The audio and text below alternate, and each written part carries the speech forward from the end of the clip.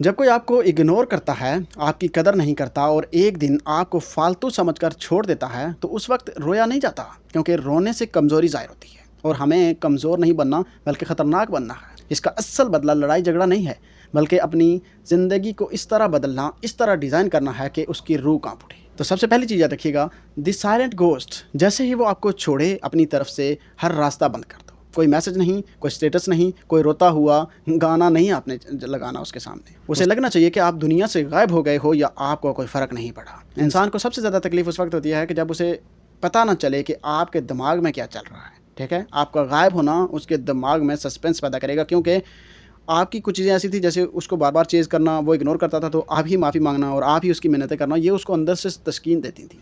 تو اب وہ اس کو تسکین نہیں ملے گی تو اس کے دماغ میں یہ سارے سوالات چلنے والے ہیں۔ سیکنڈ چیز، دی الٹیمیٹ گلو اپ، اب وقت ہے کہ خود کو بدلنے کا، ٹھیک ہے نا؟ اپنی باڈی پر کام کرو، اپنے کیریئر کو بلندی پر لے کر جاؤ، اپنے پہننے اوڑھنے کا انداز بدل دو۔ جب آپ کی پرانی شکل اور پرانی لائف ہی نہیں رہے گی تو اس کی دی ہوئی تکلیف کا بھی اثر ختم ہو جائے گا۔ اپنی خاموشی کو اپنی طاقت بناؤ، اپنی کامیابی کو اپنا ہتھیار بناؤ۔ یاد رکھیے، اگنور کرنے والا انسان ہمیشہ آپ کی کمزوری کا فائدہ اٹھاتا ہے، لیکن جب وہ دیکھے گا کہ آپ پہلے سے زیادہ خوبصورت، کامیاب اور پرسکون ہو گئے ہیں تو اس کی انا، ایگو جو کہتی ہے، اس کو سانپ سونگھ جائے گا۔ اتنا تڑپے گا یہ جاننے کے لیے کہ یہ میرے بنا کیسے خوش ہو گیا۔ جس کو میں میسج کرتا تھا تو اس کو خوشی ملتی تھی، یعنی میں اگر اس کو حال چال نہیں پوچھتا تھا تو یہ روتا رہتا تھا، وہ کیسے خوش ہے؟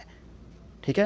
اب وہ مچھلی کی طرح تڑپتے ہوئے واپس آئے گا آپ کی طرف، کوئی نہ کوئی بہانہ بنا کر میسج کرے گا، لائک کرے گا اور سامنے آنے کی کوشش کرے گا، لیکن اب بازی پلٹ چکی ہے۔